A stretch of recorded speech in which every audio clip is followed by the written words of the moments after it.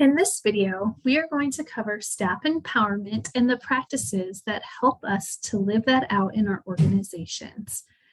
We simply cannot fully provide person-centered care without empowered staff. Within the staff empowerment domain, there are four cores: relationships, decision-making resident care, decision-making staff work, and career development. Each of these cores are focused on empowering staff and keeping decisions as close to elders as possible. The first staff empowerment core, relationships, is a foundational core for your entire person-centered work, which is why we encourage your team to select this core early on in your peak work. The goal for the relationships core is that residents enjoy meaningful relationships with a small group of consistently assigned caregivers. The relationships core has two supporting practices: get small and consistent staffing. Remember that when you work on your core, you must address all supporting practices and the outcomes within them. Let's get into the first supporting practice, get small. The first task in this core is to identify defined physical locations within your building with no more than 30 elders living in these areas. It is helpful to map them out. These locations should include the same small group of elders, and it makes sense to keep them close in proximity and not scattered around. Because each of our organizations look different physically and we serve different numbers of elders, your get small might look different from others. Really assess your space and think about what makes sense. Oftentimes when you talk to direct caregivers or charge nurses, there are already some natural divisions of work, like hall assignments or things like that. You can build on these potentially. Avoid getting too small though, as you want to make sure it's feasible to staff these smaller areas consistently. These smaller areas should then have supplies and equipment available to the work area. Rearranging may be necessary to make sure each work area has what they need. Central supply may still be necessary, but keep those regular use items within the work area. The second piece of the relationship core is consistent staffing. There are two required outcomes. The first required outcome is to develop a staff schedule for each work area. Sometimes it's easier to start over rather than trying to make an old schedule template work. Think about what hours per day you have and what the needs are per work area and develop the schedule template from there. The other required outcome is that staff are assigned to a team in a defined work area. The same group of staff work in the same defined work area every day. Staff it like it's its own home.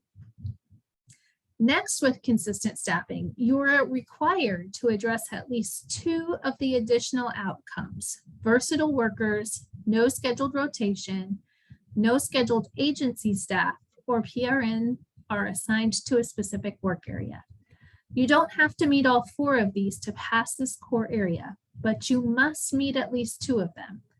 Let's talk through all four, starting with versatile workers. Versatile workers are expected to perform duties outside their traditional role every day, kind of like blended roles. This is different than a CNA who occasionally covers for a homemaker or a dining aide who becomes an activity director. The positions themselves are blended. For example, a staff member might help an elder with personal care, take the elder to breakfast, fix them something to eat, start a load of laundry, or clean the elder's room and play a card game with them, all in a day's work. Using versatile workers can help you staff your work areas independently without floating people back and forth between work areas. Take bath aides and restorative aides. If you have those, it might be hard to have one for each work area. But if you put these positions into your CNA pool and train everyone to provide restorative and baths, you would have less floating. The next outcome is no scheduled rotations. Staff are not scheduled to work in different work areas. Sometimes a staff member may have to cover in emergency situations, but it's not the standard. Usually call-ins are covered by internal team members. The way this is assessed for peak is that 75% of your team only works in one work area. This gives you 25% that you can have as have some overlaps. A lot of homes use this for nurses to cover more than one area because it is difficult budget-wise to staff a nurse for each work area. You might have a couple of CMAs who cover more than one area occasionally. As long as at least 75% of your team works only in one work area, you would meet this outcome through PEAK. We do have a tool to help you track this, which can be found on the PEAK website. Keep in mind that we review actual schedules and not templates, so check yourself. Are you maintaining the 75% standard? Let's move to the third outcome, no scheduled agency staff. If you use agency staff, you do not meet this required outcome. By concentrating on this particular outcome, you are working to eliminate agency. If this is not feasible, concentrate on passing 2 of the other 4 options in this area. The fourth outcome is PRN staff are assigned to specific work areas. Each work area develops their own PRN pool. PRN staff always work in the same work area when called in. So again, as a team, select 2 of these 4 options to focus on. You will be evaluated on the 2 of your choice. We can look at the others as well, but you will pass this portion of the criteria by meeting 2 of the 4. Supporting person-centered care does not come without responsibility. It can be easy to jump straight from clinical, strong safety culture right into a support everything the elder wants mentality. This is dangerous for everyone. We must responsibly support person-centered care. The next core, decision-making resident care, helps our organizations do that. The goal of the decision-making resident care core is the home supports resident decisions through a team approach. There are 2 supporting practices, shared understanding and access to information and resources. Let's jump into supporting practice 1, shared understanding. The first outcome is to have a formal training on how to respond when residents make a risky decision. Let me ask you 2 true or false statements. As a provider of person-centered care, we support the idea that residents are in charge of their lives and should be responsible to make their own decisions. That's true. Good caregivers keep residents safe and provide what is best for them. That's true too. Both statements are true. What do we do when a resident makes a decision we believe is not in their best interest? This is where the training comes in. Conduct formal training on how to support residents when they make risky decisions. Give the team a framework to make decisions in. Make sure nurses and direct caregivers alike understand the principles of person-centered care and how they relate to risk. Make sure team members understand your expectations. What things should they report to a nurse? What are consistent decisions elders make that are not good for them, but are their choice to make? An example might be a diabetic who eats sweets anyway. We don't have to drill people every time they make those types of choices, but what is our process? A resource for this training is called Considerations for Risk and can be found on the website. Once you've developed that training and decide as an organization what you're going to be training your staff on, then you need to train 90% of all staff on this training. Only include those staff who are on the schedule every week, like part-time and full-time staff. You do not have to include seasonal or PRN staff. The next supporting practice is access to information and resources. Do direct caregivers have what they need to do their job? Can they respond to the requests made by elders? Do they have access to the information they need to provide person-centered care? The first outcome is that direct care staff have access to information about special health needs of each resident. This is especially important as we move into versatile workers and more people do more things. How do people know what they need to serve elders well? Make information accessible and clear and update it frequently. An example might be a dietary book where anyone could look up an elder's dietary orders and their likes, dislikes, and allergies if they're assisting them in the dining room area. The next outcome is that direct caregivers have access to contact information. Can they make direct contact with family members at the request of the elder? Are they encouraged to communicate needs directly with loved ones, or must they work through a social service staff member or a nurse? The third outcome is access to transportation. If a resident wants to go somewhere, can direct care staff respond, or do they have to wait for department heads?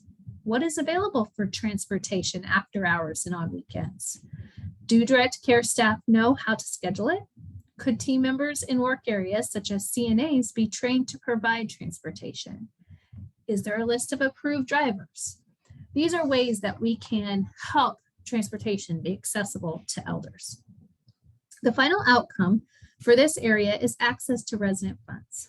Have systems been put in place to give elders access to funds without calling in a supervisor or department head? Many homes have petty cash funds accessible to a nurse where elders can access their funds on weekend or after hours.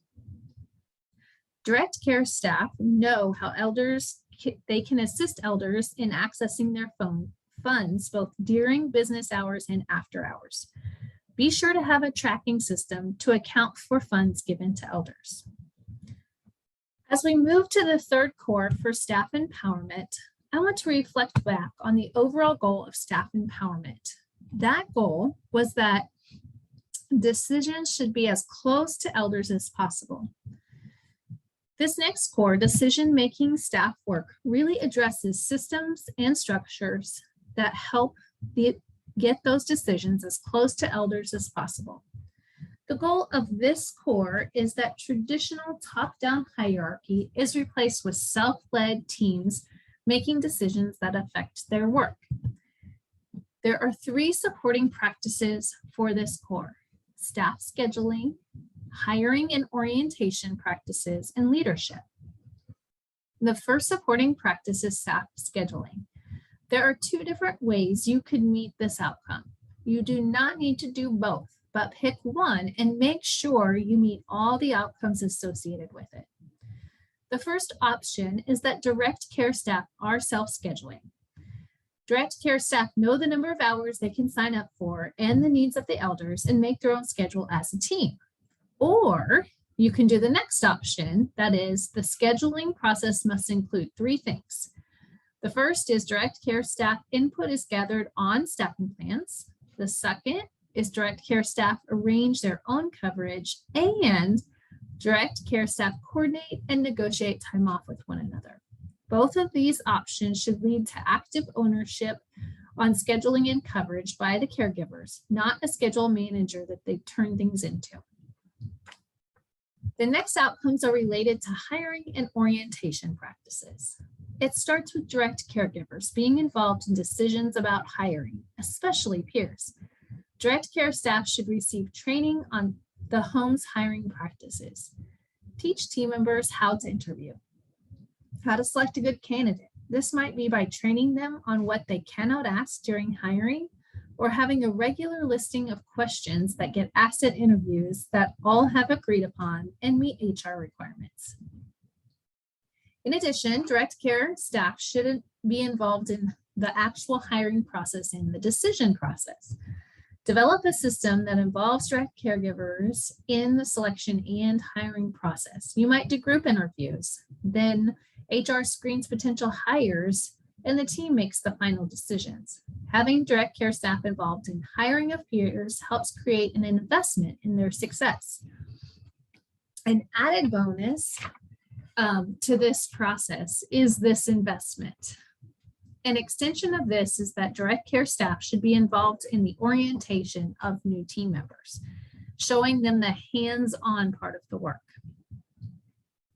The final supporting practice of the decision-making staff work core is leadership.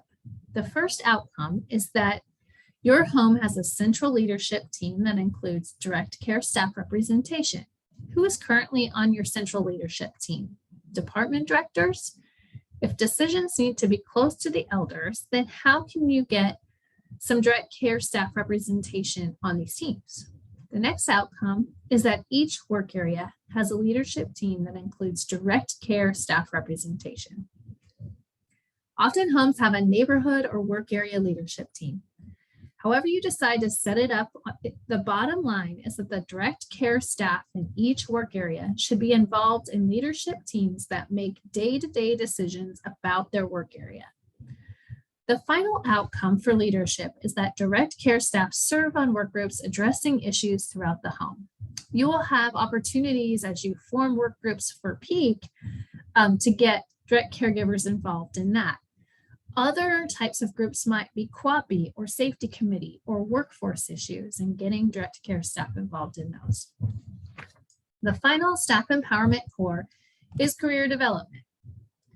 The goal of this core is that systems are in place to promote professional development.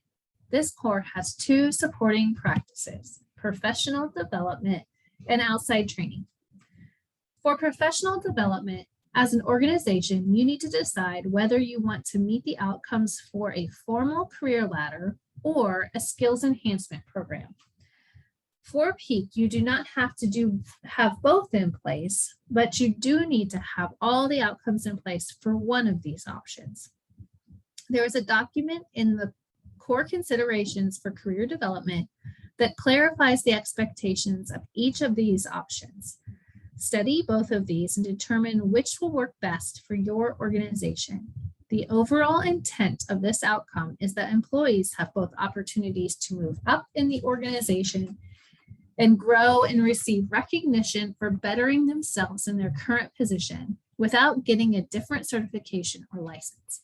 Assisting staff with reimbursement for training will not suffice. To meet the career ladder options, homes must develop curriculum or identify approved outside educational opportunities for each level of the career ladder. The career ladder must provide opportunity for lateral advancement. Think about how direct caregivers advance in the organization without changing jobs. Employees must receive incremental pay increases or title or position recognition for completing various levels of the career of the ladder and a certificate of completion. Now, the next option is a skills enhancement program. To meet this one, homes should provide education opportunities to enhance skills for all non-licensed staff, strong coaching, mentoring, and goal-setting opportunities. The home should regularly schedule meetings between non-licensed staff and leaders to establish individual development plans. Development plans that are created through a collaborative effort with each employee and reflect their personal career goals. Active leadership involvement in the search for training and opportunities to achieve these staff goals.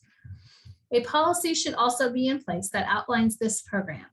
This can be done in either a policy, employee handbook, or other written document, and it must be available and communicated to team members upon hire. Another outcome in this core is that versatile worker training opportunities are available. Like we discussed earlier, versatile worker roles are blended people that are expected to support elders in their daily routine to the extent allowed by their license or certification. To do this, team members must receive formal training on these roles as part of their orientation, like, for example, safe serve food service, cleaning processes, facilitating activities, etc. The second supporting practice is outside education. To meet this, at least 10% of your non-managerial staff attend outside training of any kind. Non-managerial staff is anyone who does not have the word director or something related in their title. For example, charge nurses are considered non-managerial staff. The director of nurses is not. Attendance must be tracked. This training does not have to be specific to person-centered care. It can be any training not done by someone in your building or that is one of your required in-services. Trainers that come to you, not employed by you, and do a training or webinars can also be counted for outside training. So that covers the 4 cores of the staff empowerment domain. Stay tuned for the last 2 domain videos.